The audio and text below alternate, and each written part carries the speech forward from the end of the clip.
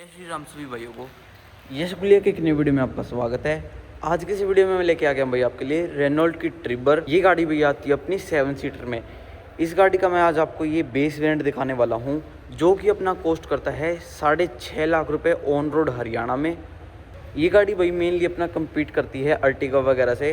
Price wise अगर देखो तो ये गाड़ी भाई अपनी अर्टिगा से काफ़ी ज़्यादा सस्ती निकल के आती है। तो भाई लगभग 6.5 लाख रुपए स्पेंड करने के बाद ये 7 सीटर गाड़ी आपको क्या क्या फीचर्स ऑफर कर रही है वो मैं आपको इस वीडियो में बताने वाला हूँ। आगे बढ़ने से पहले भाई चैनल को सब्सक्राइब कर लो एंड अपने भाई को सपोर्ट करो। ऐसी ही वीडियो मैं इस चैनल पर डालता रहता हूँ एंड सब्सक्राइब करके भाई नोटिफिकेशन को ऑन करना मत भूलना। पहले भाई की से शुरुआत कर लेते हैं। तो इस गाड़ी में आपको कुछ इस टाइप की देखने को मिलती है, जिसमें आपको lock unlock and boot release का ऑप्शन मिलता है। अब भाई मेन फ्रंट से बात कर लेते हैं। तो भाई जो फ्रंट में इस गाड़ी की ग्रिल दी गई है वो भाई आपको फुली पियानो में दी गई है। बीच में भाई आपको इस गाड़ी का रेनॉल्ट का लोगो मिलता है एंड जो अपना ये नीचे वाला बम्पर है ये आपको फुली मैट ग्रे फिनिश में दिया गया है। ग्राउंड क्लियरेंस की अगर मैं बात करूँ तो भाई इस गाड़ी में आपको लगभग 182 mm का ग्राउंड क्लियरेंस भी दिया गया है। भाई हेडलैम्प्स की बात कर लेते हैं। तो इस गाड़ी में आपको भाई डुअल सेटअप हेडलैम्प्स मिलता है। एक आता है भाई अपना प्रोजेक्टर में एंड दूसरा आता है भाई अपना रिफ्लेक्टर बेस्ड। दोनों भाई अपने हेलोजन बल्ब के साथ आते हैं। हजार्ड लाइट का बल्ब भी भाई आपको हेलोजन में दिया गया है। नीचे की तरफ में भाई आपको एयर वेंट्स वगैरह नहीं दिए गए हैं एंड नीचे आपको फॉग लैंप्स वगैरह भी नहीं दिए गए हैं। शील्ड वॉशर भाई यहाँ पर आपको बोनट पर ही दिया गया है। साइड से भाई गाड़ी की कुछ इस टाइप में लुक निकल के आती है। टायर साइज की अगर मैं बताऊँ तो इस गाड़ी में भाई आपको 14 इंचेस के व्हील्स मिलते हैं एंड विद स्टील रिम्स ही अपने आते हैं। आगे की तरफ में आपको मिल रही है भाई डिस्क ब्रेक्स एंड पीछे की तरफ में मिल रहे हैं आपको normal drum brakes. Side indicators भाई यहाँ पर आपको क्लाइडिंग पर दिए गए हैं। अगर मैं आपको ORVMs की बताऊँ तो ये भाई आपको मैनुअली फोल्डेबल मिलते हैं एंड एडजस्ट करने के लिए आपको नॉर्मल डंडी दी गई है। लेंथ वाइज तो हालांकि ये गाड़ी भाई आर्टिगा से छोटी निकल के आती है। डोर हैंडल की अगर मैं बात करूँ तो ये भाई आपको मैट ब्लैक फिनिश में दिए गए हैं एंड जो इसका फ्यूल लिड मिलता है वो भाई आपको राइट साइड में मिलता है। रेनॉल्ट की जितनी भी गाड़ी आती है उसमें भाई आपको फ्यूल लिड राइट साइड में ही दिया जाता है। लुक की अगर मैं बात करूँ तो इस टाइप में आपको कुछ इसकी रियर लुक देखने को मिलती है। ऊपर की तरफ में आपको कोई भी स्पॉइलर एंड कोई भी रूफ रेल्स वगैरह देखने को नहीं मिलती है। रियर टेल लैंप्स की अगर मैं बात करूँ तो कुछ इस टाइप में आपको इस गाड़ी का रियर टेल लैंप्स का डिज़ाइन मिलता है। ये अपने भाई फुली हेलोजन सेटअप के साथ में आती हैं एंड जो अपना ये वाला पार्ट है ये भाई आपको फुली पियानो में दिया गया है। सेंटर में उसी के नीचे आपको बड़ी सी ड्राइवर की बैजिंग भी देखने को मिल जाती है। जो इस गाड़ी का रियर बम्पर है वो भाई आपको फुली मैट ब्लैक फिनिश में दिया गया है। रियर बम्पर में भाई बेस वेरिएंट से इस गाड़ी में आपको 4 रिवर्स पार्किंग सेंसर्स भी देखने को मिल जाते हैं। बाकी भाई अगर बूट स्पेस की बात करूँ तो इस गाड़ी में आपको भाई 76 लीटर्स का बूट स्पेस मिलता है, जो कि मतलब थोड़ा सा कम आप कह सकते हो। यहाँ पर आप केवल 2 छोटे ही बैग रख पाओगे। स्पेयर व्हील हालांकि इस गाड़ी में आपको नहीं दिया गया है, उसी की बजाय आपको मिलती है इस गाड़ी में टायर पंचर रिपेयर किट। अब भाई मैं आपको गाड़ी के अंदर लेके चलता हूँ एंड अंदर दिखाता हूँ आपको क्या क्या दिया गया है। सबसे पहले डोर की अगर हम बात करें तो इस गाड़ी में आपको बेस वेरिएंट में केवल 2 ही पावर विंडो देखने को मिलती हैं। पूरा अपना जो डोर है वो भाई आपको पीच कलर प्लस यहाँ पर थोड़ा सा ब्लैक पार्ट दिया गया है। स्पीकर्स वगैरह इस वेरिएंट में आपको नहीं दिए गए हैं, वो आपको भाई आफ्टर मार्केट ही लगवाने पड़ेंगे। ORVM को एडजस्ट करने के लिए आपको ये वाली डंडी दी गई है। सीट्स डिज़ाइन की अगर मैं बात करूँ तो इस गाड़ी में आपको कुछ इस टाइप की सीट्स देखने को मिलती हैं। तो आपको ये हेडरेस्ट मिलते हैं, ये भाई अपने फिक्स्ड मिलते हैं, इनको आप ऊपर नीचे एडजस्ट नहीं कर पाओगे। ब्लैक प्लस ग्रे थीम में ये अपनी दी गई है एंड ये भाई अपनी फुली फैब्रिक मिलती है।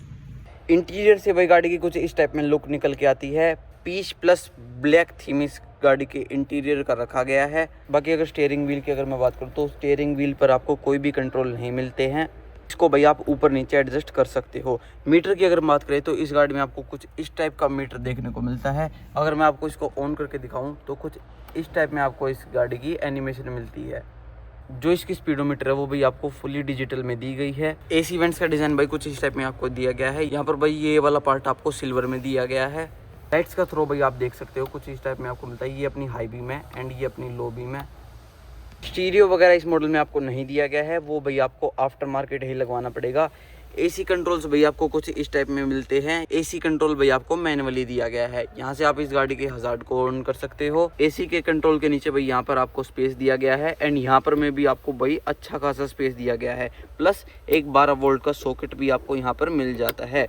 5 टोटल गियर इस गाड़ी में आपको मिल रहे हैं। एंड जो अपना रिवर्स गियर है वो भाई कुछ इस टाइप में आपको लगाना पड़ेगा। स्पेस तो भाई इस गाड़ी में आपको भर भर के मिलता है। कैमरा में भैया इतना समझ में नहीं आ रहा, लेकिन रियल लाइफ में भैया काफी ज्यादा स्पेस है यहाँ पर। यहाँ पर आपको 2 कप होल्डर्स मिलते हैं, ये छोटे छोटे हैं। एंड ये देखो भैया आप काफी ज्यादा बड़े हैं, मेरा हाथ देखो एक बार आप, ये भी छोटा पड़ रहा है इसके सामने। इंटीरियर लाइट्स की अगर मैं बात करूँ तो ये भैया आपको एलईडी दे दी गई है बेसमेंट में।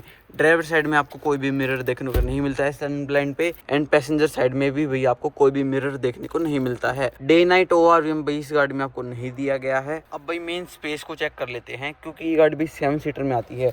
आगे वाली सीट को मैंने अपनी हाइट के अकॉर्डिंग एडजस्ट कर लिया है। मेरी हाइट लगभग भाई 6 फीट के अराउंड है। एंड अब भाई रियर में जाके देखते हैं कि कितना क्या स्पेस अपने को मिलता है। रियर डोर ओपन करने के बाद भाई रियर डोर की कुछ इस टाइप में लुक निकल के आती है। एक और चीज़ भाई, इस गाड़ी में भाई आपको 4 पावर विंडो मिलती है। मैंने गलती से 2 बोल दिया था, क्योंकि आगे वाली के जो कंट्रोल मिलते हैं वो आपको केवल फ्रंट में ही मिलते हैं। पीछे की जो 2 विंडोज़ हैं उनको आप आगे से कंट्रोल नहीं कर सकते। पीछे वाली विंडो को जो पीछे पैसेंजर बैठा है केवल वही कंट्रोल कर पाएगा। तो इस गाड़ी में भी आपको बेस वेंट से ही 4 पावर विंडो दे दी गई हैं। रियर डोर का कुछ इस टाइप में डिजाइन आपको मिलता है। डोर अनलॉक अनलॉक करने के लिए आपको ये वाली डंडी दी गई है। रियर सीट्स का डिजाइन भाई कुछ इस टाइप में आपको दिया गया है। जो अपनी रियर वाली सीट के हेडरेस्ट हैं उनको भाई आप ऊपर नीचे एडजस्ट कर सकते हो। 2 एडजस्टेबल हेडरेस्ट आपको पीछे की वाली सीट में मिलते हैं। एंड जो अपनी रियर वाली सीट है इसको भी आप आगे पीछे एडजस्ट कर सकते हो।